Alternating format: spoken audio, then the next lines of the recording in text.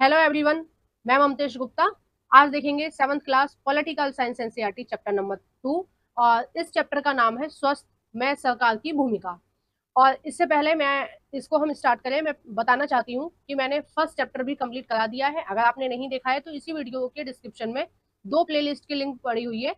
एक प्लेलिस्ट में six seventh और एट्थ क्लास की थ्योरी वाली सारी वीडियोस मिल जाएंगी, और दूसरी प्लेलिस्ट में आपको सिक्स सेवन्थ और एट्थ क्लास की एमसीक्यूज वाली सारी वीडियोस मिल जाएंगी। तो आपको एमसीक्यू देखने हैं या चैप्टर्स देखने हैं, उन दोनों वीडियोस पर क्लिक कर देख लेना। और थोड़ा सा आपको ऊपर नीचे स्क्रॉल करना पड़ेगा, क्योंकि मैंने पहले एट्थ क्लास की पॉलिटिकल साइंस एनसीईआरटी कराई थी, फिर सिक्स की, और अब मैं सेवन्थ की करा रही हूँ। ठीक है। और मैंने अपने चैनल पर सिक्स सेवन्थ और एट्थ क्लास की हिस्ट्री और ज्योग्राफी भी कंप्लीट करा दी है। इसी तरह से ये आप साइड में देख पा रहे हैं, ये सारी प्लेलिस्ट मैंने ही पढ़ाई है। और अगर अभी तक आपने ये सभी प्लेलिस्ट नहीं देखी है तो आप मेरा चैनल ओपन कर प्लेलिस्ट वाले ऑप्शन पर क्लिक कर इन सबको भी देख सकते हैं। आइए शुरू करते हैं। इस चैप्टर में हम जानेंगे कि जो हमारा स्वास्थ्य है उसमें सरकार की क्या भूमिका है। ठीक है, ये सारी चीजें हम इस चैप्टर में आज जानेंगे। देखो, सबसे पहले इन्होंने बोला है लोकतंत्र में लोगों की अपेक्षा रहती है कि सरकार उनके कल्याण के लिए कार्य करे। अब लोकतंत्र का क्या मतलब है? लोकतंत्र का मतलब आप सभी लोग जानते होंगे, मैंने सिक्स क्लास में बहुत डिटेल में पढ़ाया था लोकतंत्र का मतलब। तो लोकतंत्र का मतलब है कि सरकार अपना नेता खुद चुनती है। ठीक है, सरकार खुद ये निश्चित करती है कि उसके ऊपर कौन शासन करेगा। जैसे सीएम है, पीएम है, ठीक है, प्रधानमंत्री है या मुख्यमंत्री है या आपके पास का कोई पार्षद है, उन सबको कौन चुनता है? आप ही चुनते हो ना वोट डालकर। तो उन सबसे ये अपेक्षा करते हैं आप सब कि आपके एरिया में जितने भी विकास कार्य हैं वो करेंगे। ठीक है।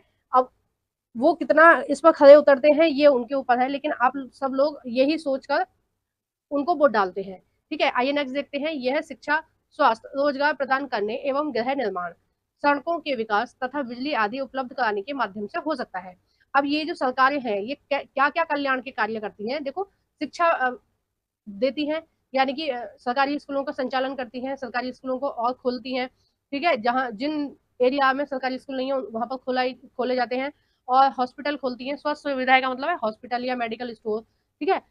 नेक्स्ट है रोजगार, और जो लोग जिन लोगों के पास रोजगार नहीं है उनको रोजगार प्रदान करती है। ठीक है, गृह निर्माण, जैसे प्रधानमंत्री आवास योजना के तहत बहुत सारे लोगों को घर दिए गए हैं। ठीक है, तो ये वही है गृह निर्माण।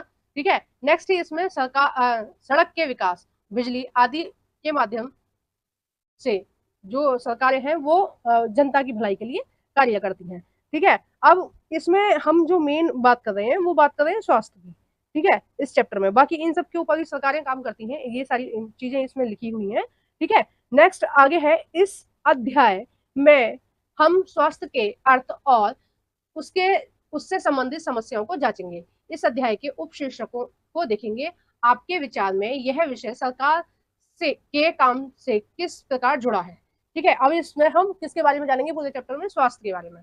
आइए नेक्स्ट देखते हैं। देखो, ये इस तरह का इन्होंने दे रखा है स्वास्थ्य से संबंधित कि क्या क्या चीजें मुहैया सरकार को करानी चाहिए। देखो, स्वच्छ पानी की व्यवस्था सरकार को करनी चाहिए, एम्बुलेंस की व्यवस्था करनी चाहिए, फिर अच्छे हॉस्पिटल होने चाहिए, अच्छे डॉक्टर होने चाहिए उनके अंदर, है ना। और ये जो अच्छा वातावरण है, देखो ये जो बच्चे सुबह सुबह घूम रहे हैं तो इस तरह का वातावरण देना सरकार का काम है। ठीक है। और ये देखो, पानी के लिए लंबी लाइन लगी पड़ी है, यानी कि पानी आएगा तो ये सब लोग अपने अपने उसमें पानी भरेंगे। ठीक है, बर्तनों में, ये बर्तनों की लाइन लगी हुई है। तो ये सारे काम किसके हैं? सरकार के हैं। और देखो ये कितनी गंदी बस्ती है। तो हमारा जो स्वास्थ्य है, ठीक है, उस पर पूरा इस चीज का भी प्रभाव रहता है कि हम किस एरिया में रह रहे हैं, मतलब हमारे आसपास का वातावरण क्या है। ठीक है। आइए हम सबसे पहले ये जानते हैं कि स्वस्थ क्या है। ठीक है, हमारा स्वास्थ्य क्या है ये हम जानते हैं। स्वस्थ के बारे में हम अनेक प्रकार से सोच सकते हैं। स्वस्थ का अर्थ होता है हमारा बीमारियों और चोट आदि से मुक्त रहना, लेकिन स्वस्थ केवल बीमारियों से संबंधित नहीं है। ठीक है, स्वस्थ का मतलब ये नहीं है कि केवल हम बीमार हैं, या हम बीमार हैं तो हम स्वस्थ नहीं है, या फिर हम बीमार नहीं है तो हम स्वस्थ हैं। तो ये मतलब नहीं होता है। आगे ये कह रहे हैं, आपने उपयुक्त कॉलाज, यानी कि ये जो फोटो इन्होंने लगा रखी है अलग अलग चीजों को दर्शाने के लिए, इसको बोला है कॉलाज। कॉलाज में केवल कुछ स्थितियों को ही स्वास्थ्य से जोड़कर देखा होगा। प्राय हम ध्यान नहीं देते हैं कि उपयुक्त हर स्थिति का संबंध स्वास्थ्य से है। बीमारी के अलावा हमारे लिए उन कारणों पर भी विचार करना आवश्यक है जो हमारे स्वास्थ्य पर प्रभाव डालते हैं। उदाहरण के लिए अब देखो, हमारे स्वास्थ्य पर कौन कौन सी चीजें प्रभाव डालती हैं। उदाहरण के लिए बोला है, यदि लोगों को पीने के लिए स्वच्छ पानी और दूषण प्रदूषण मुक्त वातावरण मिले तो सामान्यतः स्वस्थ रहेंगे। देखो, आधी से ज्यादा बीमारियां इसलिए होती हैं कि हमें जो पानी है वो साफ नहीं मिल पाता है। चाहे हम नलकूप का पानी पी रहे हैं, 1 मिनट, चाहे हम नलकूप का पानी पी रहे हैं, चाहे हम कुएं का पानी पी रहे हैं, चाहे हम अपने शहर का जो बोर्ड होता है, जल बोर्ड होता है, उसका पानी पी रहे हैं, तो हमें कई बार पानी क्या मिलता है, दूषित मिलता है। उसकी वजह से बहुत सारी बीमारियां हो जाती हैं। और पानी दूषित कैसे आपको मिलता है, अगर आप दिल्ली में रहते होगे तो आप बखूबी जानते होंगे। ठीक है, साल में 1-2 बार सबके साथ ऐसा होता है। ठीक है, और ज्यादातर जगह तो ऐसा होता है कि हर रोज ही उनको उतना बिल्कुल स्वच्छ पानी नहीं मिल पाता है जो पीने योग्य हो।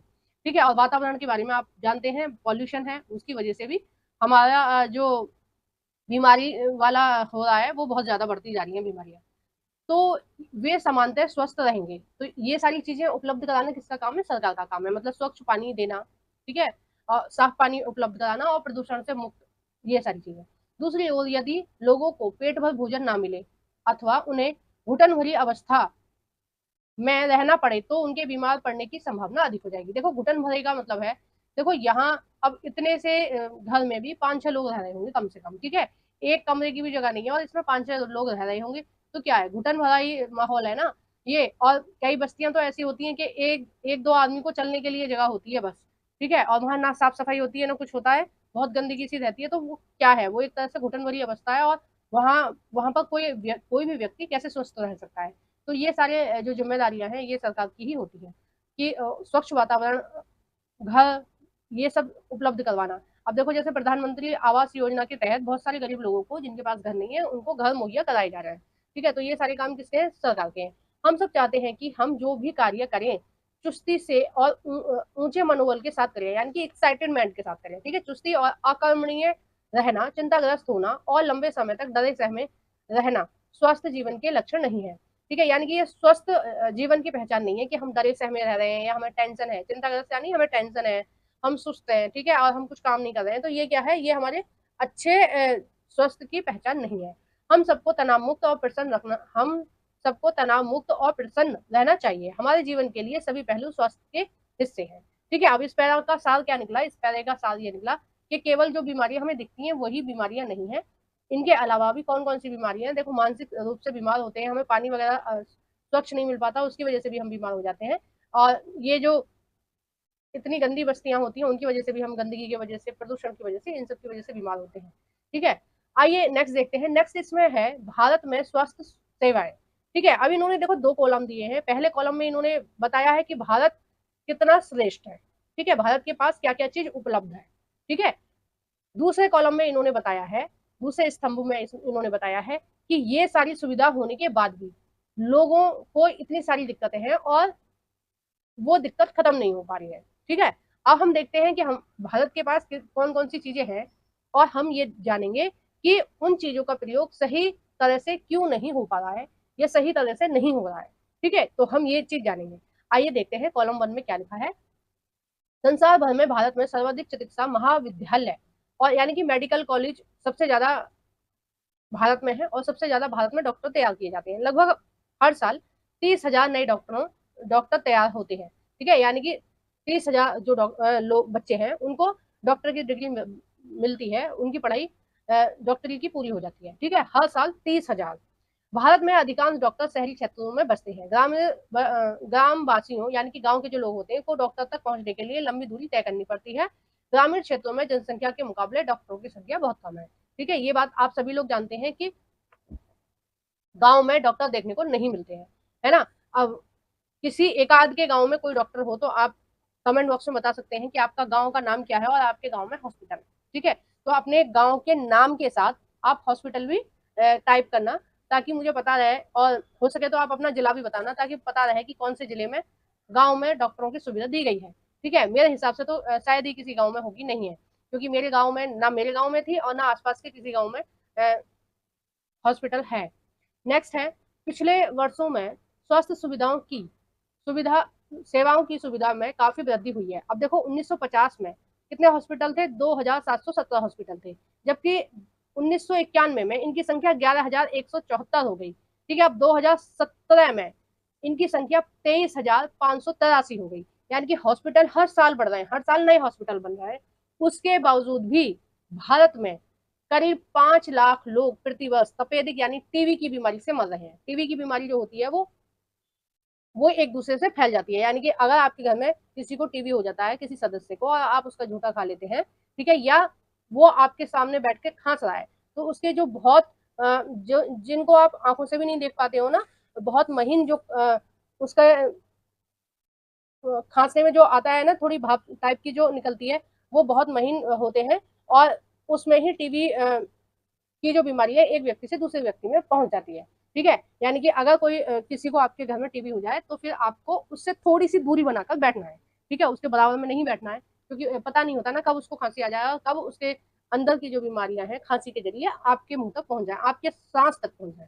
ठीक है, नेक्स्ट इसमें कहा गया है स्वतंत्रता प्राप्ति से अब तक इस संख्या में कोई परिवर्तन नहीं हुआ है। यानी कि पहले भी इतने ही टीबी के मरीज मिल रहे थे और आज भी मिल रहे हैं। हर वर्ष मलेरिया के लगभग 20 लाख मामलों की रिपोर्ट प्राप्त होती है। ठीक है, यह संख्या कम नहीं हो रही है। अब देखो, जब इतने सारे हॉस्पिटल खुल रहे हैं तो यह संख्या कम नहीं हो रही है उसके बावजूद भी। ठीक है, नेक्स्ट देखते हैं, भारत में विदेश में बहुत बड़ी संख्या में इलाज कराने के लिए चिकित्सक पर्यटन आते हैं। वे उपचार के लिए भारत के कुछ ऐसे अस्पतालों में आते हैं जिनकी तुलना संसार के सर्वश्रेष्ठ अस्पतालों में की जाती है। ठीक है, तो चिकित्सा पर्यटन का क्या मतलब होता है कि कोई व्यक्ति हमारे देश में घूमने फिरने के लिए नहीं आ रहा है, वो किस लिए आ रहा है, अपना इलाज कराने के लिए। ठीक है, अब जैसे घूमने फिरने के लिए आते हैं तो वो क्या आते हैं, मनोरंजन पर्यटन के लिए आते हैं, है ना। तो जब वो आते हैं, कोई भी व्यक्ति विदेश का जब हमारे देश में आएगा तो उससे एक कारण पूछा जाएगा कि भाई आप इस देश में क्यों जाना चाहते हो, तो आपको उसमें अपने पासपोर्ट में ये चीज मेंशन करनी पड़ेगी आप किस उद्देश्य से जा रहे हो। तो वो किस उद्देश्य से आते हैं, चिकित्सा पर्यटन के उद्देश्य से आते हैं। ठीक है, वे उपचार के लिए भारत के कुछ ऐसे अस्पतालों में आते हैं जिनकी तुलना संसार के जो अच्छे हॉस्पिटल है उनकी तुलना की जाती है। ठीक है, मतलब भारत में भारत के जो हॉस्पिटल हैं वो कुछ हॉस्पिटल ऐसे हैं जो वर्ल्ड लेवल के हैं। ठीक है, उसके बावजूद भी अब भारत में देखो कितनी सारी प्रॉब्लम है, हम सबको पीने का स्वच्छ जल उपलब्ध नहीं करा पा रहे हैं। यानी कि हॉस्पिटल इतने अच्छे हैं और जिन जिन कारणों से बीमारियां फैल रही हैं, जो स्वच्छ पानी ना मिलने की वजह से बीमारियां फैल रही हैं, हम अपने आसपास के लोगों को यानी कि सरकार जो जनता को स्वच्छ पानी नहीं उपलब्ध करा पा रही है, उसकी वजह से क्या हो रहा है, उसकी वजह से बीमारियां फैल रही हैं। ठीक है, संचारणीय बीमारियां पानी के द्वारा एक से दूसरे को लगती हैं। इन बीमारियों में से 21% जल जनित होती हैं, जैसे हैजा, पेट के कीड़े और हेपेटाइटिस। ठीक है, और टाइफाइड भी इसमें ही शामिल है। ठीक है, टाइफाइड भी किसकी वजह से होता है, गंदे पानी की वजह से भी होता है। ठीक है, संचारणीय बीमारियों का आप नाम याद रखना, एग्जाम में कई बार पूछ लिया जाता है कि संचारणीय बीमारियां कौन कौन सी होती हैं, तो आपको बताना है ये। ठीक है, आइए नेक्स्ट देखते हैं, भारत विश्व का दवाई निर्मित करने वाला तीसरा बड़ा देश है। यहाँ से भारी मात्रा में दवाइयों का निर्यात होता है। निर्यात यानी कि विदेशों में दवाई दी जाती है। अब देखो, विश्व में तीसरे नंबर पर है भारत दवाइयों को बेचने में। ठीक है, यानी कि विदेशों को दवाइयां बेची जाती है। उसके बावजूद भी भारत के समस्त बच्चों में से आधों को खाने के लिए पर्याप्त भोजन नहीं मिल पाता और वे अल्प पोषण के शिकार हो जाते हैं। ठीक है, अब देखो, ये जो एनसीईआरटी है ये बहुत पहले वाली एनसीईआरटी है, ये अपडेट नहीं हुई है, आप सबको पता है, फिर भी मैं आपको बताना चाहती हूँ कि 2021 से अभी तक सभी को राशन बांटा जा रहा है और बहुत कम कीमतों में राशन मिलता है। ठीक है, तो उतना पैसे आप पूरे महीने में कुछ भी काम करके अर्न कर सकते हो। ठीक है ना, कुछ भी काम करके इतने पैसे आप कमा सकते हो कि आप राशन खरीद सकें। 1-2 रुपए किलो ही शायद चावल और वो मिलता है, चावल मिलते हैं, गेहूं मिलते हैं, तो हर व्यक्ति के हिसाब से गवर्नमेंट देती है। और कोरोना में तो आपको पता ही है कि बिल्कुल फ्री में दाल चावल और रिफाइंड मिर्च मसाले सब कुछ ही सरकार ने दिया था। ठीक है, तो ये सारी चीजें सरकार मुहैया करा रही है गरीब लोगों को, आपको पता ही है, और अभी भी ये योजनाएं चल रही हैं। ठीक है, अब हो सकता है कि अब थोड़ी कम चीजें उपलब्ध कराई जा रही हूँ, क्योंकि उतनी जानकारी मुझे नहीं है, हमारे आसपास तो शायद कोई राशन लेके नहीं आता है। ठीक है, नेक्स्ट है, बीमारियों से बचाव और उनके उपचार के लिए हमें उचित स्वास्थ्य सेवा चाहिए, जैसे स्वास्थ्य केंद्र, अस्पताल, परीक्षण के लिए प्रयोगशालाएं। ठीक है, इसका क्या मतलब है, हमें बीमारियों से बचाव के लिए, अब देखो, एक तो हॉस्पिटल होना चाहिए, परीक्षण के लिए प्रयोगशालाओं से क्या मतलब है, इसका मतलब हमें क्या चाहिए, हमें चाहिए लैब्स जिनमें एक्सरे होते हैं, जिसमें अल्ट्रासाउंड होते हैं। ठीक है, जिसमें ईसीजी होता है, जिसमें ब्लड चेक होता है, है ना, जिसमें मलमूत्र चेक होता है, उस तरह के हमें क्या चाहिए, प्रयोगशाला चाहिए। एम्बुलेंस की सुविधा चाहिए, ब्लड बैंक चाहिए। ब्लड बैंक का क्या काम है, जैसे किसी को खून की कमी हो जाती है तो खून चाहिए होता है ना, तो खून को रखने के लिए ब्लड बैंक होता है, यानी कि खून को ऐसे ही सेव नहीं किया जा सकता, उसके लिए भी बहुत सारी चीजें होती हैं, तो उसके लिए एक अलग बैंक होता है, ठीक है, जहां पर ब्लड कलेक्ट करके रखा जाता है, उसको बोलते हैं ब्लड बैंक, ठीक है, जो मरीजों को आवश्यक सेवा और देखभाल उपलब्ध करा सके, ठीक है। ऐसी सुविधाओं की व्यवस्था को चलाने के लिए हमें स्वस्थ सेवकों, यानी कि वार्ड बॉय, इनको स्वस्थ सेवक बोला है, नर्स, योग्य डॉक्टर और अन्य विशेषज्ञों की जरूरत होती है। अन्य विशेषज्ञों में कौन आएंगे, देखो अन्य विशेषज्ञों में आएंगे जो इन पाठशालाओं को ऑपरेट करेंगे, प्रयोगशालाओं को, सॉरी, इन प्रयोगशालाओं को ऑपरेट करेंगे, यानी कि भाई मशीन चलानी भी तो आनी चाहिए, ब्लड चेक करना भी तो आना चाहिए, ब्लड ग्रुप कौन सा है, ठीक है, और कौन सी बीमारी के क्या लक्षण है, मतलब ये सारी चेक करना भी आना चाहिए, ठीक है, टेक्निकली चीजें भी आनी चाहिए, तो इन सबके एक्सपर्ट की हमें जरूरत है, विशेषज्ञ यानी कि एक्सपर्ट, जो परामर्श दे सकें, रोग की पहचान कर सकें। अब देखो इन एक्सपर्टों में हमें प्रयोगशाला के लिए तो चाहिए ही विशेषज्ञ, साथ ही हमें विशेषज्ञ डॉक्टर भी चाहिए। और विशेषज्ञ डॉक्टर कैसे होते हैं कि कुछ डॉक्टर तो होते हैं सामान्य, जो एमबीबीएस होते हैं, ठीक है, वो सभी का इलाज करते हैं, जैसे बुखार, जाड़ा, कोई भी किसी भी तरह की छोटी मोटी बीमारी होती है उनको देखते हैं। विशेषज्ञ क्या देखते हैं, जैसे कोई डॉक्टर होता है केवल किडनी से संबंधित बीमारी लिखेगा, कोई डॉक्टर होता है केवल फेफड़े से संबंधित बीमारी लिखता है, कुछ डॉक्टर होते हैं जो केवल नाक कान गला के डॉक्टर होते हैं, कुछ डॉक्टर होते हैं केवल हड्डियों के डॉक्टर होते हैं, तो कुछ डॉक्टर जो केवल एक ही बीमारी के डॉक्टर होते हैं, तो उसमें वो क्या होते हैं, विशेषज्ञ होते हैं, ठीक है, एमडी डॉक्टर होते हैं, ठीक है, जो परामर्श दे सकें, रोग की पहचान कर सकें और हमें इलाज दे सकें। मरीजों के इलाज के लिए हमें आवश्यक दवाइयां व उपकरण भी चाहिए। हाँ, जब हम बीमार होते हैं तो अपने इलाज के लिए हमें इन सुविधाओं की जरूरत पड़ती है। आइए नेक्स्ट देखते हैं। भारत में बड़ी संख्या में डॉक्टर, दवाखाने और अस्पताल हैं। देश में सार्वजनिक स्वास्थ्य सेवाएं को चलाने का पर्याप्त अनुभव और ज्ञान भी उपलब्ध है, ठीक है। ये ऐसे चिकित्सालय और स्वास्थ्य केंद्र हैं जिन्हें सरकार चलाती है, सार्वजनिक होते हैं सबके लिए, ठीक है। और सबके लिए कौन सी चीज उपलब्ध होती है, सबके लिए होती है सरकारी चीजें, सरकारी हॉस्पिटल है, सरकारी स्कूल है, तो उसमें आपको जाने से कोई नहीं रोक सकता है। जबकि प्राइवेट में बाउंडेशन होती है, मेन बाउंडेशन का काम होता है कि भाई पैसे चाहिए, है ना। आप हॉस्पिटल में जाएंगे तो आपकी जात तो कोई नहीं पूछेगा, लेकिन आपसे नोट जरूर पूछेंगे कि क्या आपके पास इतने पैसे हैं कि आप इस हॉस्पिटल में दाखिला ले सकें, या आपके पास इतने पैसे हैं कि आप इस स्कूल में एडमिशन ले सकें, तो ये सारी चीजें होती हैं, ठीक है। आइए नेक्स्ट देखते हैं। ये ऐसे ही चिकित्सालय और स्वास्थ्य केंद्र होते हैं जिन्हें सरकार चलाती है। सरकार अपनी जनसंख्या के एक बड़े भाग की देखभाल करने में समर्थ है, यानी कि वो करती है देखभाल, जो सैकड़ों और हजारों गांवों में फैली हुई है, ठीक है। ये जो स्वास्थ्य सुविधाएं, यानी कि जो हॉस्पिटल वगैरह हैं, जो सरकारी हॉस्पिटल है, वो हजारों हैं और हजारों हैं और गाँव में फैली हुई है। इस विषय पर हम बाद में अधिक विस्तार से चर्चा करेंगे। साथ ही चिकित्सा विज्ञान में बहुत असाधारण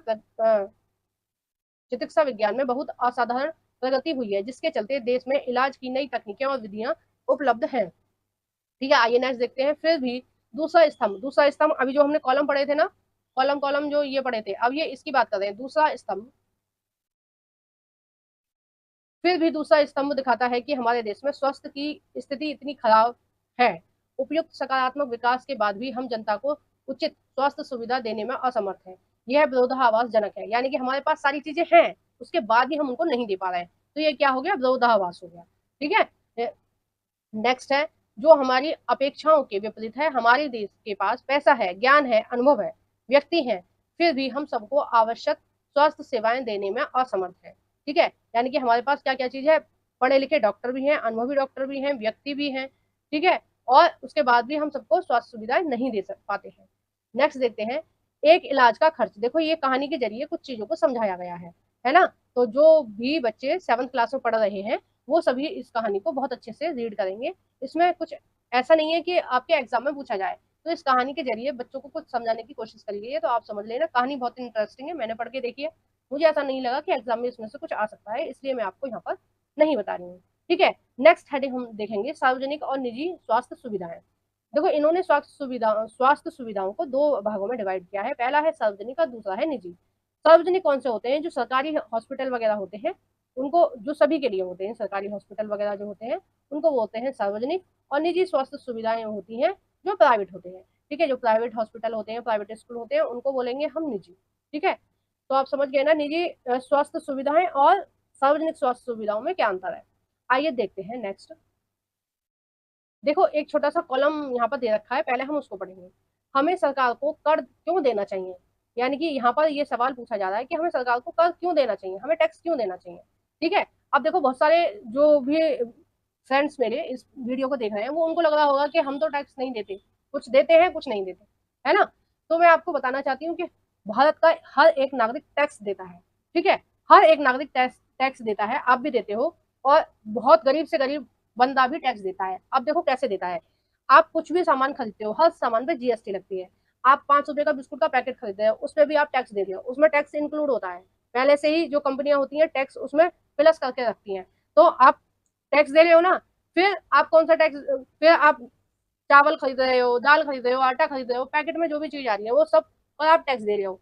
यहाँ तक कि जो बहुत गरीब है वो चिप्स पापड़ कभी तो खरीदते होंगे ना, 5 रुपए का चिप्स ले लिया और 10 रुपए का नमकीन खा रहे हो, इस तरह से जो भी पैकेट वाली चीजें सब पर टैक्स जाता है, सब पर जीएसटी जाता है। तो भारत का हर एक नागरिक टैक्स देता है। कुछ लोगों की इनकम टैक्स के दायरे में आती है, यानी कि इन चीजों में तो वो टैक्स देते ही हैं, सभी लोग देते हैं। कुछ ना कुछ खाने पीने का सामान सब लोग खरीदते हैं, कपड़े हैं, ठीक है, घर बनाने का कोई सामान है, आप कुछ भी एक भी चीज अगर मार्केट में से खरीद के ला रहे हो तो आप उसके ऊपर टैक्स दे रहे हो। ठीक है, तो आप ये बात ध्यान रखना कि हर व्यक्ति जो भारत में रह रहा है वो सभी टैक्स दे रहे हैं, क्योंकि कुछ ना कुछ तो आप मार्केट से खरीदते ही हो ना, पूरे दिन में कुछ तो खरीदते होगे, तो उस पर आप पहले से जीएसटी दे चुके हैं। और जिनकी आमदनी थोड़ी अच्छी होती है, यानी कि जो व्यक्ति जो टैक्स का निर्धारित होता है, जैसे 4 लाख से ऊपर होगा तो आपको इतने परसेंट देना पड़ेगा, आपकी इनकम 10 लाख से ऊपर होगी तो आपको इतना इंटरेस्ट रेट देना पड़ेगा, तो उस हिसाब से जिनकी इनकम ज्यादा होती है वो एक्स्ट्रा टैक्स देते हैं। ठीक है, अब देखो इन्होंने बोला है कि हमें टैक्स क्यों देना चाहिए। अब हम टैक्स दे ही रहे हैं किसी ना किसी माध्यम से, तो सरकार हमसे टैक्स क्यों ले रही है, क्या कारण है सरकार के टैक्स लेने का। सरकार हमें सुविधाएं मुहैया कराती है। अब देखो सरकार जो हमारे ऊपर खर्चा करती है, तो वो कोई भी आपका प्रधानमंत्री है, कोई भी आपका पार्षद है, कोई भी आपका मुख्यमंत्री है, वो अपने घर से तो खर्च नहीं करेगा आपके लिए। वो क्या करते हैं, वो हमसे टैक्स लेते हैं और हमारे ऊपर उस पैसे को खर्चा करते हैं। उस पैसे को कहाँ कहाँ खर्चा करते हैं, हमारी शिक्षा पर, स्वास्थ्य पर, रोजगार पर और सामाजिक कल्याण के लिए, व्यवसाय के लिए। ठीक है, इन सब चीजों के लिए हमारे ऊपर वो खर्चा करते हैं। देखो जो सरकारी स्कूलों में बच्चों को फ्री में पढ़ाया जा रहा है, लेकिन टीचरों को तो सैलरी दी जा रही है ना गवर्नमेंट की तरफ से, तो उस टैक्स के पैसे का वो यहाँ प्रयोग करते हैं, सरकारी हॉस्पिटलों में प्रयोग करते हैं। डॉक्टरों को भी तो सैलरी आ ही रही है ना, तो कहाँ से आ रही है, उस टैक्स से ही आ रही है। रोजगार उपलब्ध कराते हैं, यानी कि नौकरियां वगैरह जो निकालते हैं उनको। ठीक है, और समाज कल्याण के लिए, व्यवसाय प्रशिक्षण के लिए, है ना, जो ट्रेनिंग वगैरह होती है फ्री में उनके लिए, है ना। नेक्स्ट है कि जो बाढ़ है, भूकंप है, सुनामी, इसकी वजह से जो क्षति पहुंचती है मनुष्य को, यानी कि जैसे बाढ़ आ गई तो आपको खाने की पीने की कमी हो जाएगी, तो उस समय कौन उपलब्ध कराएगा, ये सारी चीजें सरकार उपलब्ध कराएगी। ठीक है, खाने पीने के पैकेट वो प्लेन से नीचे फेंक देते हैं लोगों की छतों पर, ताकि वो भूख से ना मरे।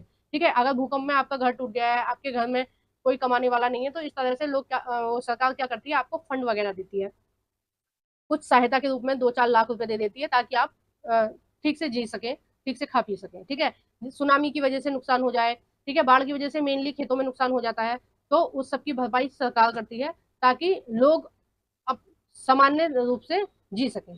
ठीक है, अगर वो सरकार नहीं देगी तो आप कैसे जी पाओगे, आपका घर टूट गया कहाँ से बनेगा, पूरी जिंदगी में एक घर बन पाता है लोगों के पास, अगर वो टूट जाएगा तो दोबारा कैसे होगा, है ना। तो ये सारी चीजें कौन करती है, सरकार करती है।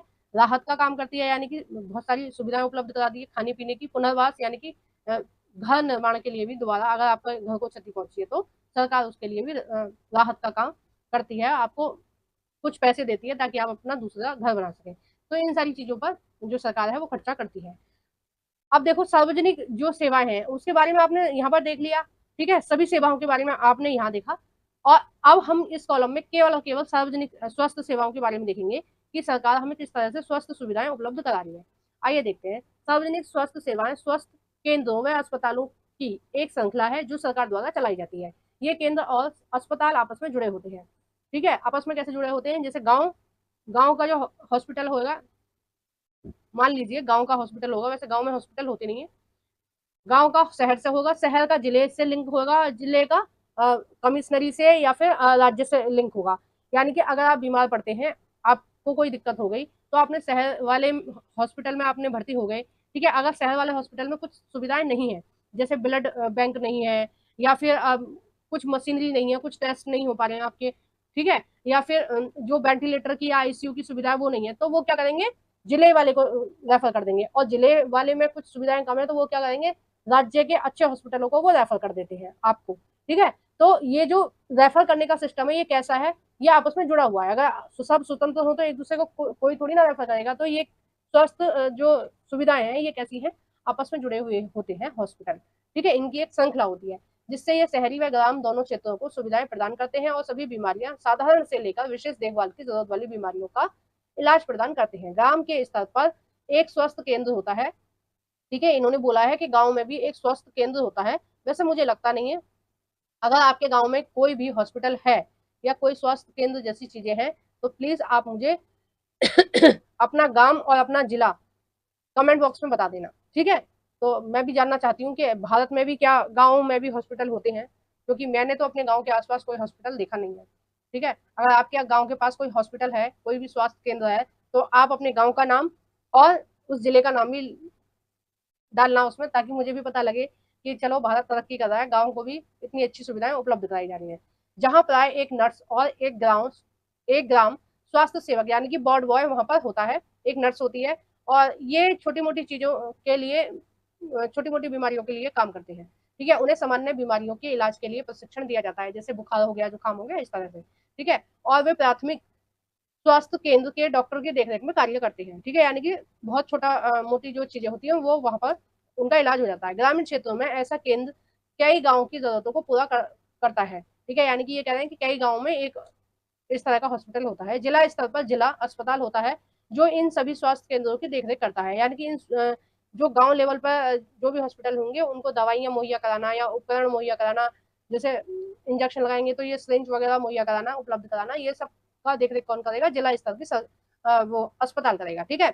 नेक्स्ट इसमें कहा जा रहा है बड़े शहरों में कई सरकारी अस्पताल होते हैं, जैसे जैसे वहां था जिसमें अमन को ले जाया गया था, यानी कि ऊपर जो कहानी दे रखी थी ना, ऐसे उसी के बारे में वर्णन किया गया है कि जैसे उसके शहर में कई सारे हॉस्पिटल थे, उसी तरह से कई सारे हॉस्पिटल होते हैं। अब जैसे अगर आप दिल्ली में रह रहे हैं तो आप जान पा रहे होंगे कि बहुत सारे हॉस्पिटल दिल्ली में है सरकारी, और बहुत बड़े बड़े हैं, ठीक है। नेक्स्ट देखते हैं, इस स्वास्थ्य सेवा को कई कारणों से सार्वजनिक कहा जाता है।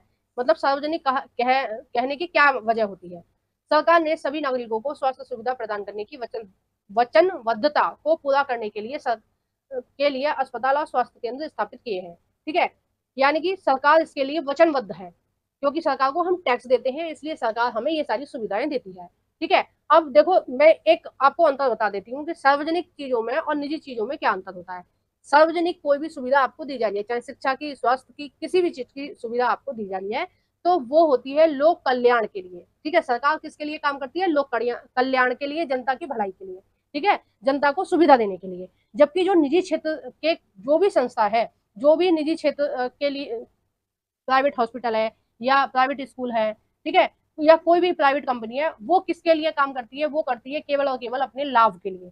तो सार्वजनिक और निजी में यही अंतर है कि जो सार्वजनिक क्षेत्र काम करता है वो लोक कल्याण के लिए काम करता है, लोगों की भलाई के लिए काम करता है, ठीक है, और उसका उद्देश्य पैसे कमाना नहीं होता है, लाभ कमाना नहीं होता है। जबकि जो प्राइवेट सेक्टर होते हैं यानी कि जो निजी क्षेत्र होते हैं वो केवल अपने लाभ के लिए काम करते हैं, ठीक है। और जब तक उन्हें लाभ रहेगा जब तक वो काम करेंगे, नहीं होगा तो नहीं करेंगे, ठीक है। तो सार्वजनिक और निजी में यही अंतर है, सार्वजनिक होता है लोक कल्याण और निजी होता है केवल और केवल अपने लाभ के लिए काम करना, ठीक है। नेक्स्ट है, इन सेवाओं को चलाने के लिए धन उस पैसे से आता है जो जो लोग सरकार को टैक्स के रूप में देते हैं। आपको पता चल गया है आप किस किस रूप में टैक्स देते हैं, ठीक है। इसलिए ये सुविधाएं सबके लिए है। सार्वजनिक स्वास्थ्य व्यवस्था का एक महत्वपूर्ण पहलू ये है कि इसका उद्देश्य अच्छी स्वास्थ्य सेवाएं निःशुल्क या बहुत कम कीमतों पर देना होता है, जिससे गरीब लोगों का भी इलाज हो सके। अब सार्वजनिक जो सुविधाएं हैं वो सबके लिए क्यों होती हैं, क्योंकि सबके टैक्स से काम हो रहा है, ठीक है। किसी एक बंदे का टैक्स नहीं पहुंच रहा सरकार के पास, कुछ बंदों का टैक्स नहीं पहुंच रहा सरकार के पास, प्रति एक व्यक्ति का टैक्स पहुंच रहा है। इसलिए सभी के लिए जो सार्वजनिक होता है हॉस्पिटल या स्कूल, वो सबके लिए होता है। नेक्स्ट है, इसमें स्वास्थ्य सेवाओं का अन्य महत्वपूर्ण कार्य बीमारियों जैसे टीबी, मलेरिया, पीलिया, दस्त लगना, हैजा, चिकनगुनिया आदि को फैलने से रोकना है, ठीक है। इनको रोकने से कैसे फैलेंगे, फैलाने से कैसे रोका जाएगा। जैसे टीबी है तो इसका टीका लगाया जाना चाहिए, ठीक है, जिससे आने वाली जनरेशन में टीबी जैसी बीमारियां ना हो। मलेरिया और चिकनगुनिया के लिए क्या कर सकते हैं? देखो, मलेरिया तो आप जानते ही हैं कि सर्दी से बुखार चढ़ता है। जब आपको फीवर होगा तो बुखार होगा तो आपको क्या लगेगी? सर्दी लगेगी। चिकनगुनिया में क्या होता है? आपकी हड्डियों में दर्द होता है। हड्डी जो आपकी जॉइंट होते हैं ना, जैसे कोहनी है, टखना है, आपके घुटने हैं, ठीक है, गर्दन है, इन सब में जहां जहां जॉइंट होगा वहां पे दर्द होगा। आपके शोल्डर है, ठीक है, आपके जो कंधे हैं इनमें दर्द होता है, तो उठने बैठने में दिक्कत होती है। अब सरकार की यह ड्यूटी है कि इनको रोक इन बीमारियों के लिए रोकथाम करे। क्या होगा? देखो, जो टीबी है उसके टीके लगाए जा सकते हैं। मलेरिया किसकी वजह से हो रहा है? मच्छरों की वजह से, ठीक है। तो मच्छर के लिए सरकार पहले से ही इंतजाम रखे कि जब भी बारिश वाला मौसम हो, नमी वाला मौसम हो, तो दवाइयां छिड़की जाएं, ठीक है, शहर में, गाँव में, सब सारी जगह, ताकि लोगों को मच्छर ना ज्यादा ना काटे, ठीक है। थोड़े बहुत तो फिर भी रह ही जाएंगे दवाई छिड़कने के बाद भी। तो इन बीमारियों को इस तरह से रोका जा सकता है, ठीक है। और हैजा और दस्त और पीलिया की जो बीमारी है, और एक टाइफाइड भी होता है, ये किसकी वजह से होता है? ये गंदे पानी की वजह से होता है। तो स्वच्छ पानी भी उपलब्ध कराना किसका काम है? सरकार का काम है। नेक्स्ट देखते हैं, इसकी सुविधा, इसकी व्यवस्था सरकार को लोगों के सहयोग से करनी होती है, अन्यथा यह असफल हो जाते हैं। उदाहरण के लिए मच्छर को पैदा करने से रोकने का अभियान को सफल बनाने के लिए यह सुनिश्चित करना पड़ेगा कि क्षेत्र के सभी लोगों ने अपने कूलर व घरों की छत आदि पर पानी एकत्र ना होने दें। यानी कि ये जिम्मेदारी किसकी है? ये जिम्मेदारी एक तरह से सरकार के साथ साथ जनता की भी है, ठीक है। क्या जिम्मेदारी है कि अगर सरकार कोई किसी भी तरह की कोई योजना बना रही है, तो जो लोग हैं उसका साथ दें। अब सरकार आपके मोहल्ले में दवाई छिड़क सकती है, आपके घर में तो नहीं छिड़क सकती, ठीक है। कूलर के लिए दवाई उपलब्ध करा सकती है, कूलर में दवाई डाल दी जाती है जिससे मच्छर ना हो, तो कूलर में तो आप ही डालोगे। तो इस तरह से थोड़ा बहुत सहयोग आपको भी करना चाहिए। जैसे बाथरूम वगैरह में कई लोग पानी भर के रखते हैं बाल्टियों में, तो अगर जरूरी ना हो तो आप ना रखें। अगर बहुत ज्यादा जरूरी है कि आपको पानी भर के रखना है, आपके पास सुविधा नहीं है, पानी आपको थोड़े समय के लिए ही मिलता है, यानी कि कुछ घंटे के लिए ही आपकी टंकी में पानी आता है, तो फिर आप उसको ढक कर रखें ताकि उसमें मच्छर ना हो, ठीक है। नेक्स्ट देखते हैं, हमारे संविधान के अनुसार लोगों के हित को सुनिश्चित करना और सबको स्वास्थ्य सेवाएं प्रदान करना सरकार का प्राथमिक कर्तव्य है, ठीक है। नेक्स्ट है, सरकार को हर व्यक्ति को जीवन का अधिकार, देखो जीवन का अधिकार आर्टिकल 20 के अंतर्गत आता है, ठीक है। आर्टिकल 20 के अनुच्छेद, संविधान के अनुच्छेद 20 के अंतर्गत आता है जीवन का अधिकार। और जीवन के अधिकार में ये सारी चीजें हैं कि सरकार की जिम्मेदारी है, नहीं, आर्टिकल 21 में आता है, 21 में आता है जीवन का अधिकार। तो इसमें क्या है? ये इसमें सरकार की ये जिम्मेदारी है कि लोगों को स्वच्छ पानी और हवा मुहैया कराए, ठीक है। जो जीवन के लिए चीजें जरूरी है, उन चीजों को जो सरकार है वो उपलब्ध कराए। यदि कोई अस्पताल समय पर व्यक्तियों को इलाज नहीं प्रदान कर पाता, तो इसका तात्पर्य यह है कि उसने जीवन की सुरक्षा नहीं दी है, ठीक है। नेक्स्ट है, अदालतों ने भी यह कहा है कि सरकार का कर्तव्य है कि वह मरीजों को आवश्यक स्वास्थ्य सुविधाएं दे, जिसमें आकस्मिक इलाज, ठीक है, यानी कि इमरजेंसी में जो होता है, जैसे कई बार बहुत ज्यादा बीमार हो जाते हैं, आपको आईसीयू की या वेंटिलेटर की सुविधा की जरूरत होती है, तो अदालतों का भी ये कहना है कि ये सारी इमरजेंसी जो सुविधाएं ये प्रदान करना किसका काम है? सरकार का काम है, और उन सरकारी हॉस्पिटलों का काम है। अब हम देखेंगे निजी स्वास्थ्य सेवाओं के बारे में कि ये क्या होती हैं और ये किस तरह से काम करती हैं। हमारे देश में कई तरह की निजी स्वास्थ्य सेवाएं पाई जाती हैं। बड़ी संख्या में डॉक्टर अपने निजी दवाखाने चलाते हैं, ठीक है, यानी कि बड़ी संख्या में क्या होते हैं? प्राइवेट हॉस्पिटल होते हैं, वहाँ पर बहुत महंगा इलाज होता है। आपको पता है, डॉक्टर जो दवा लिखते हैं वो आपको उनके हॉस्पिटल से बाहर नहीं मिलेगी, उनके हॉस्पिटल में ही मिलेगी। वो ऐसी दवा का नाम लिखते हैं जो आपको पूरा शहर घूम लोगे पर वो दवा नहीं मिलेगी। वो दवा केवल और केवल उनके ही दवाखाने में मिलेगी, ठीक है, जो हॉस्पिटल का दवाखाना होगा। तो इसकी वजह से ये क्या करते हैं? बहुत ज्यादा मुनाफा कमाते हैं और मनमाने ढंग से पैसे लोगों से लेते हैं। ग्रामीण क्षेत्रों में पंजीकृत चिकित्सा व्यवसायी RMP मिल जाते हैं। शहरी क्षेत्रों में बड़ी संख्या में डॉक्टर हैं जिसमें बहुत से विशेषज्ञ हैं, सेवाएं प्रदान करते हैं, निजी रूप से चलाते हैं, यानी कि हॉस्पिटलों की इन्होंने बोला है।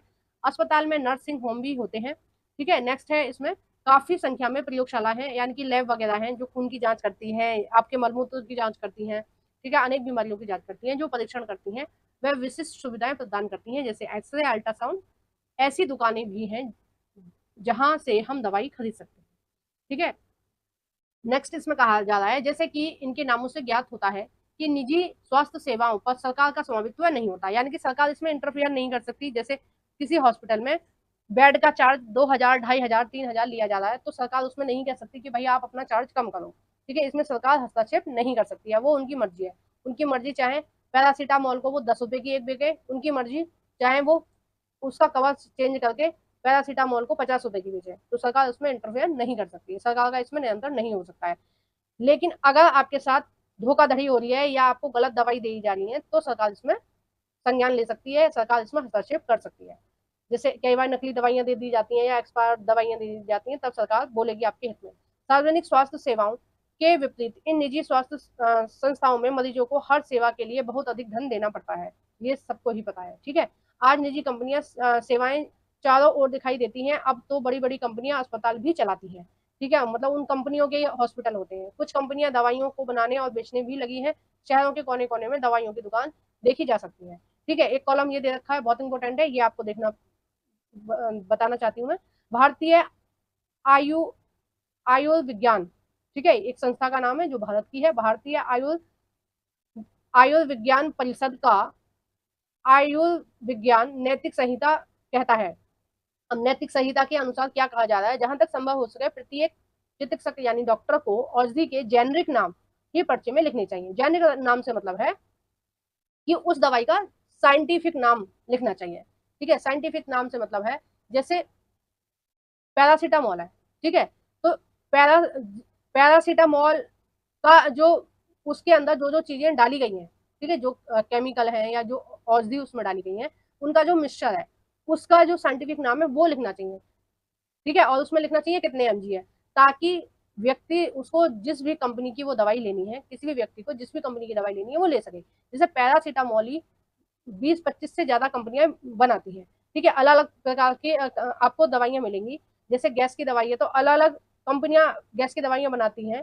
कई जो गोलियां हैं वो आपको कैप्सूल कहीं 20 रुपए का मिलेगा, चीज वही है, ठीक है, उसमें अंदर वही भरा है। कई कंपनियां 10 का दे रही है, कई कंपनियां 20 का दे रही है, कई 50 का दे रही है, कई 25 का दे रही है। तो अगर जेनरिक नाम होगा तो जहां से सबसे सस्ता मिलेगा लोग वहां से खरीदेंगे। ठीक है ना, तो ये सारे ये उन्होंने बोला है कि पर्चे पे क्या लिखना चाहिए, उसका साइंटिफिक नाम लिखना चाहिए, जो भी दवाई का साइंटिफिक नाम है। ठीक है, लेकिन ऐसा होता नहीं है, अगर वो ऐसा करेंगे तो उनके धंधे जो है प्राइवेट हॉस्पिटलों के, जो प्राइवेट जितने भी हॉस्पिटल हैं डॉक्टर हैं उनके धंधे बंद हो जाएंगे, इसलिए वो ऐसा नहीं करते हैं। वो वही दवाई लिखते हैं जो उनके हॉस्पिटल में उपलब्ध हो। ठीक है, कई बार मैंने ऐसा देखा, मैं अपने बेटे का इलाज कराने गई हॉस्पिटल में, तो मैं उन्होंने पर्चे पर दवाई लिखी, हमने उनके ही हॉस्पिटल से दवाई ली, और पर्चे में जो दवाई लिखी थी वो दवाई उन्होंने नहीं दी। तो मैंने कहा ये तो नहीं है, ये तो आपने दूसरी दे दी है। तो उन्होंने बोला ये नहीं है हमारे पास, इसलिए हमने दूसरी दे दी। मैंने कहा दूसरी लेने का क्या मतलब है, मतलब जब ये जिस चीज का इलाज हो रहा है, जो उसको साल्ट देना चाहिए, ठीक है, जिस साल्ट से उसकी बीमारी खत्म होगी, अगर आपके पास वो नहीं है तो आप बाहर से ले लेंगे ना हम, लेकिन वो सामने वाले व्यक्ति का नुकसान कर देंगे, अपने मरीज का नुकसान कर देंगे, लेकिन वो अपना नुकसान नहीं करते हैं। अगर उनके पास मान लो आपको विटामिन ए की दवाई चाहिए, आपको विटामिन ए से संबंधित बीमारी है, तो अगर आप अनजान है, आप पढ़े लिखे नहीं है, तो वो विटामिन बी पकड़ा देंगे अगर उनके पास विटामिन ए नहीं हुआ, लेकिन देंगे अपने यहाँ से ही, क्योंकि उन्हें आपसे मुनाफा चाहिए। यही अंतर होता है निजी में और सार्वजनिक में। आइए नेक्स्ट देखते हैं, स्वास्थ्य सेवाएं और समानता क्या सबके लिए पर्याप्त स्वास्थ्य सुविधाएं उपलब्ध कराती हैं। हम भारत में ऐसी स्थिति का सामना कर रहे हैं जहां निजी सेवाएं तो बढ़ रही हैं परंतु सार्वजनिक सेवाएं नहीं। ऐसी दिशा में लोगों को मुख्यतः निजी सेवाएं ही उपलब्ध हो पाती हैं। यह शहरी क्षेत्रों में केंद्रित है। ठीक है, यानी कि जो सार्वजनिक सेवाएं वो एक निश्चित मात्रा में ही लोगों को मिल पाती है। ठीक है, नेक्स्ट बोला जा रहा है ये शहरी क्षेत्रों में केंद्रित है। इन सेवाओं का मूल्य भी अपेक्षाकृत अधिक होता है, दवाइयां महंगी होती हैं, बहुत से लोग इन्हें खरीदने में समर्थ नहीं होते हैं, इसलिए जब परिवार बीमार होता है तो इन्हें ऋण लेना पड़ता है, यानी कि बाहर से कर्ज लेके अपना इलाज कराना होता है। कुछ निजी सेवाएं अधिक कमाने के लिए प्राय ऐसे कार्य प्रोत्साहित करती हैं जो सही नहीं है। कई बार सस्ते तरीके उपलब्ध होने पर भी उनके प्रयोग नहीं किए जाते हैं। उदाहरण के लिए प्राय देखा जाता है कि कुछ चिकित्सक जरूरत से ज्यादा दवाइयां, इंजेक्शन, सेल लाइन आदि की सलाह देते हैं। ठीक है, मैंने बोला ना कि वो जो प्राइवेट हॉस्पिटल होते हैं वो अपने फायदे के लिए कुछ भी कर सकते हैं, यानी कि इंजेक्शन भी कई बार ज्यादा दिए जाते हैं। और ये घटना मेरे साथ भी हो चुकी है। जब बचपन में मेरे को एक प्रॉब्लम हो गई थी, तो मैंने डॉक्टर को दिखाया, तो उन्होंने लगभग मुझे 20 इंजेक्शन बताई। जब हमने वही सेम, क्योंकि भाई बच्चे को इंजेक्शन लगेगा उसको बहुत ज्यादा प्रॉब्लम होती है, तो मेरे पापा ने फिर वो इंजेक्शन ले जाके सरकारी हॉस्पिटल में दिखाए, तो उन्होंने बोला कि इस बच्चे को 3 इंजेक्शन से ज्यादा की जरूरत नहीं थी। ठीक है, अभी आपने 5-6 लगा दिए, ये भी ज्यादा लगा दिए, इतने की जरूरत नहीं थी, बाकी के इंजेक्शन को आप रिटर्न कर दो। और जब हम उस हॉस्पिटल में उन इंजेक्शनों को रिटर्न करने गए, देने गए वापस, तो उन्होंने नहीं लिए, और एक इंजेक्शन की कीमत लगभग 100 रुपए थी। ठीक है, तो अपने फायदे के लिए वो लोग कुछ भी कर सकते हैं। आइए नेक्स्ट देखते हैं। देखो ये सारी चीजें ही इसमें लिखी हैं, किस तरह से चीजें सरकार को करनी चाहिए, कौन कौन सी सुविधा देनी चाहिए, ये सब आप पढ़ लेना। जो मैंने पीछे बताया ये वही सारी चीजें रिपीट है। ठीक है। अब इसमें कहा जा रहा है क्या किया जा सकता है।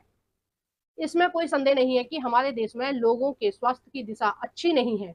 यह सरकार का दायित्व है कि वह अपने सब नागरिक, विशेषकर गरीबों और सुविधाहीनों को गुणात्मक स्वास्थ्य सेवाएं प्रदान करें। फिर भी लोगों का स्वास्थ्य जितना जीवन की आधारभूत सुविधाओं पर और उनकी सामाजिक स्थितियों पर निर्भर करता है। ठीक है, यानी कि उनके पास जितना पैसा है वो उतने ही स्वस्थ रह सकते हैं, है ना। आपको पता ही है वो सुविधाएं किससे खरीदी जाती हैं, पैसे से दी जाती हैं। अगर आपके पास पैसा नहीं है आप सुविधा खरीद ही नहीं सकते। अच्छा स्वच्छ पानी अब आजकल सबको पता है, 25 रुपए का पानी मिलता है, 25 रुपए की एक बोतल मिलती है, शायद 25-30 लीटर उसमें पानी आता है। लेकिन उस पानी को भी हर व्यक्ति नहीं खरीद सकता।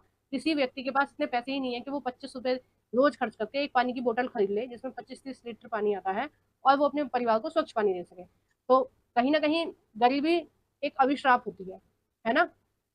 इसलिए लोगों के स्वास्थ्य की दशा सुधरने के लिए दोनों पक्षों को कार्य करना आवश्यक है, यानी कि लोगों को भी कार्य करना आवश्यक है और सरकार को भी। ऐसा करना संभव है, अगले प्रश्न में आप दिए गए उदाहरण से देख सकते हैं। अब देखो पीछे हमने देखा कि सरकार को भी काम करना चाहिए और जनता को भी काम करना चाहिए ताकि स्वस्थ रह सके।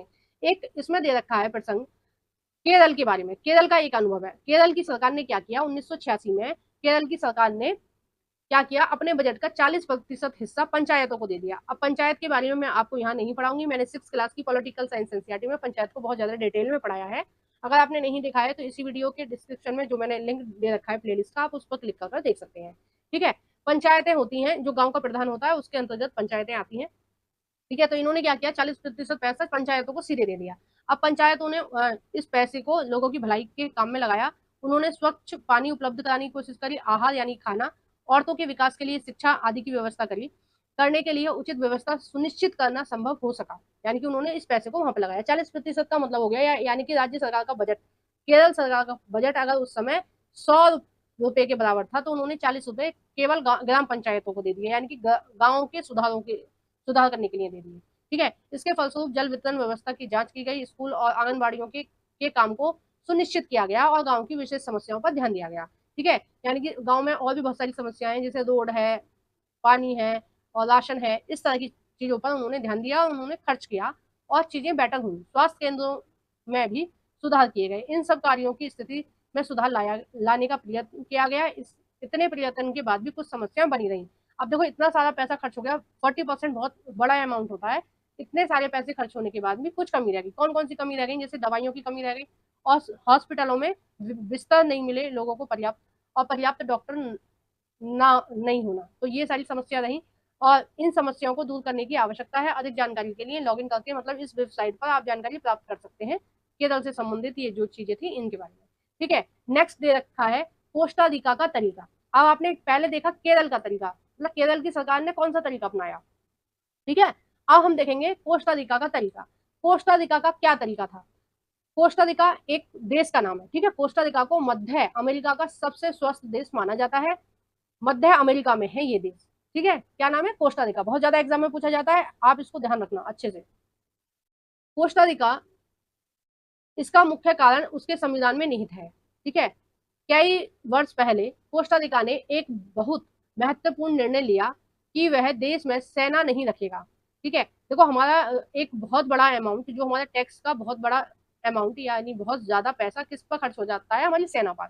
जो हमारी सैनिक होते हैं उनकी ड्रेस पर, उनके खाने पीने पर, उनकी तनख्वाह पर, उनके हथियारों पर खर्च हो जाता है। और देखो ये खर्च करना बहुत जरूरी है, क्योंकि अगर हम, जैसे कोस्टा रिका ने क्या किया कि इन्होंने सेना पर खर्च ना करके इन्होंने क्या किया, उस पैसे को बचा के इसने उन्हें सेना पर व्यय न खर्च करने वाले धन को लोगों की शिक्षा, स्वास्थ्य और अन्य आधारभूत सुविधाओं पर खर्च कर दिया। ठीक है, कोस्टा रिका की सरकार मानती है कि देश के विकास के लिए देश का स्वास्थ्य होना जरूरी है और इसलिए अपने देशवासियों के स्वास्थ्य पर बहुत ध्यान देती है।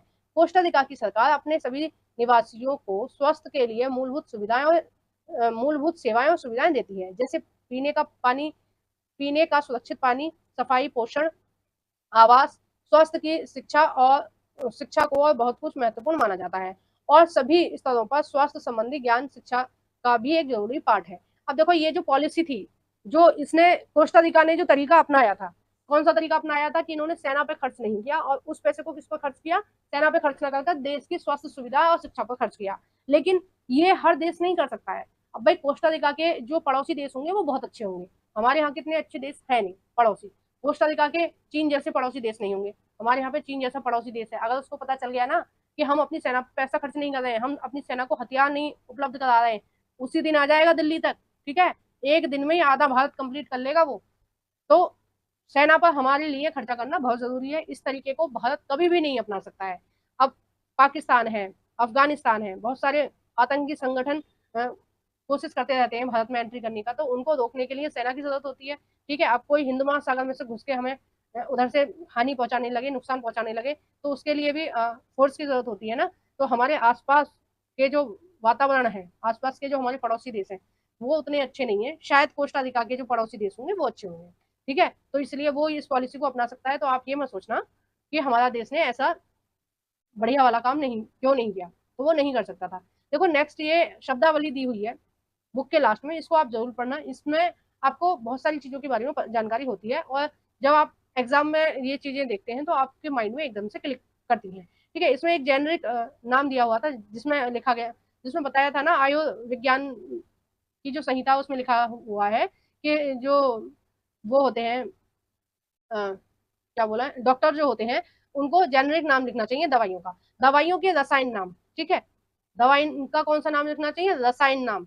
वे दवाइयों में प्रयुक्त सामग्री की पहचान करने में मदद करता है, यानी कि दवाई में कौन कौन सी सामग्री डली हुई है उनकी पहचान करने में मदद करता है। वे विश्व स्तर पर मान्यता प्राप्त है। उदाहरण के लिए ये दवाइयों के नाम दे रखे हैं, ठीक है, और ये जो रसायन नाम दे रखे हैं, ठीक है, ये जो साइंटिफिक नाम दे रखे हैं, ये नाम डॉक्टर को लिखने चाहिए ताकि कोई भी व्यक्ति उसको जहां से मन करे वहां से अपनी दवाइयों को खरीद सके सस्ते दामों पर। ठीक है, ये छोटी सी एक बात लिखी हुई है, इसको देखते हैं। संविधान का एक महत्वपूर्ण हिस्सा यह कहता है कि पोषाहार स्तर और जीवन स्तर को ऊंचा उठाना तथा लोक स्वास्थ्य को सुधार करने का राज्य का कर्तव्य है। यानी कि ये किसका काम है, राज्य का काम है। ठीक है, यानी कि राज्य का काम है मतलब राज्य सरकारों का। तो इस वीडियो को हम यही समाप्त कर रहे हैं, इसके बाद आपको इसके एमसीक्यू वाली वीडियो मिलेगी और उसके लिए आपको हमारे चैनल को सब्सक्राइब करना पड़ेगा। अगर आप तक अभी तक आपने मेरे इस यूट्यूब चैनल को सब्सक्राइब नहीं किया तो प्लीज से मेरे इस यूट्यूब चैनल को सब्सक्राइब कर लीजिए, एनसीईआरटी ममतेश गुप्ता को। और इस चैनल पर इसी तरह की बहुत डिटेल में आपको हर सब्जेक्ट कराया जा रहा है एसएसटी का। और मैंने 6 से और 10 तक के मोस्टली किताबें कंप्लीट करा दी हैं। अगर आपने नहीं देखी हैं तो आप मेरा चैनल ओपन करना, प्लेलिस्ट वाले ऑप्शन पर क्लिक करना और सभी प्लेलिस्टों को आप देख सकते हैं जो जिस भी बुक को देखना चाहते हैं। और मैंने अपने इस चैनल पर सीटेट की तैयारी भी कराई है। देखो सीटेट में कुछ एक्स्ट्रा आता नहीं है, 6, 7 और 8 क्लास की हिस्ट्री, ज्योग्राफी और पॉलिटिकल साइंस एनसीईआरटी आती है, उससे रिलेटेड जो क्वेश्चन आंसर आते हैं वो सब मैंने एमसीक्यू वाली प्ले लिस्ट में कवर करवा रखे हैं। ठीक है, बुक के हिसाब से, चैप्टर के हिसाब से, तो वो सब आप देख सकते हैं। प्लस मैंने आपको सीटेट का पिछले 10 साल के जितने भी प्रीवियस पेपर हैं वो सारे कंप्लीट करा सकते हैं, तो आप उनको भी मेरे यूट्यूब चैनल पर देख सकते हैं। ठीक है, तो आपके कोई भी फ्रेंड टीचिंग एग्जाम की तैयारी कर रहे हैं या सीटेट की तैयारी कर रहे हैं या किसी भी यूपीएससी एसएससी किसी भी एग्जाम की तैयारी कर रहे हैं तो आप उन सभी को मेरा चैनल सजेस्ट कर सकते हैं, बता सकते हैं कि एनसीईआरटी ममतेश गुप्ता पर बहुत ही डिटेल में सारी एसएसटी को कवर करवाया जा रहा है। ठीक है, और अभी तक आपने वीडियो को लाइक नहीं किया तो प्लीज लाइक करके जाना। ठीक है, लाइक आपको करना ही है, आपसे हाथ जोड़ का निवेदन है कि प्लीज वीडियो को लाइक कर देना। Thank you for watching everyone.